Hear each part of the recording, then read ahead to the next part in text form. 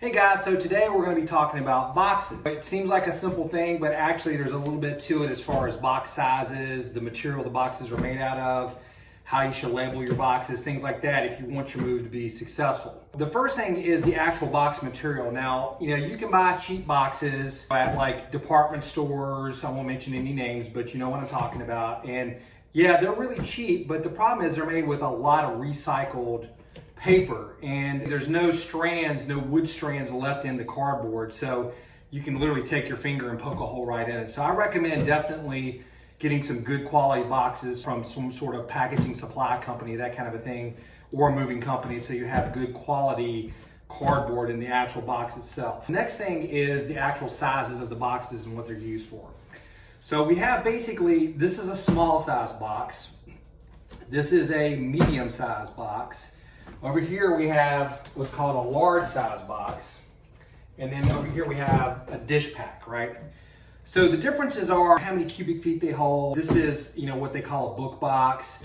A medium box is usually about 3 cubic feet of space. And typically the rule of thumb is the heavier the items, the smaller the box. So you don't want to fill this box or a really large box with super heavy items, especially like books, papers, things like that, right? You want to save those for your smaller boxes. So this type of box is definitely where you want to put your books, your paperwork, anything that's got a lot of weight to it.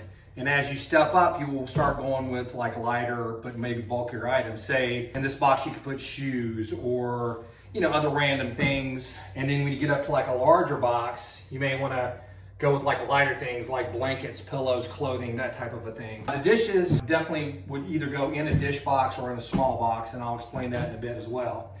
But typically what we're looking at is fragile items, dishes, breakables, that kind of a thing. You're probably going to want to put them in a smaller box. If you've hired a moving company, they may go with a dish pack, but of course they're professional movers. You may want to put your fragile items in a smaller box because they're easier to handle, they're kind of heavier, and you definitely want to mark these. You see how I have this written top load only. Well, that's so that you know that this box is to be put on the top rung when you're loading your truck. You don't want other heavy items on top of this box because it could crush it, damage your breakables, collectibles, that kind of a thing, right? So the other option is your dish pack. This box is actually made of much thicker cardboard. I'll kind of see if I can show you here. It's thicker, like twice as thick as the cardboard in a regular box. That gives it a little more impact protection.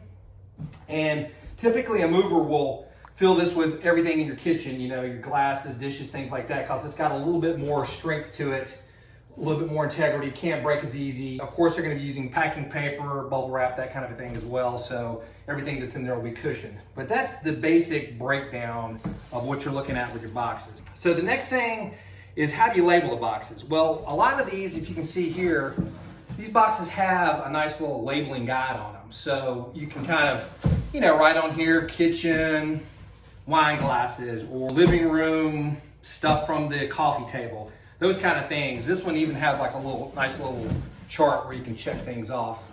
So that'll really help you if you're doing it yourself or your mover, because you don't want to pay your mover to use the wrong boxes in the wrong room, and then next thing you know, you have to ask him to pick up your boxes from the kitchen and move them into the living room. It's just going to cost you more money, more effort.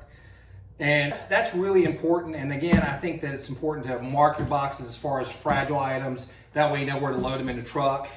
And then they're marked per the room and the items that are in there. Once you've got all your boxes in your home and you're finally moved, then you have to start unpacking. You're like, where's this at? Where's that at? What do we do with the checkbook? What do we do with the laptop? All those type of things. And if you have a nice, organized way of marking your boxes, you'll know where to find your stuff once you get finally unpacked. And then the second thing is, of course, put them in the right room. That way you're not moving them twice. So that's it. Good luck.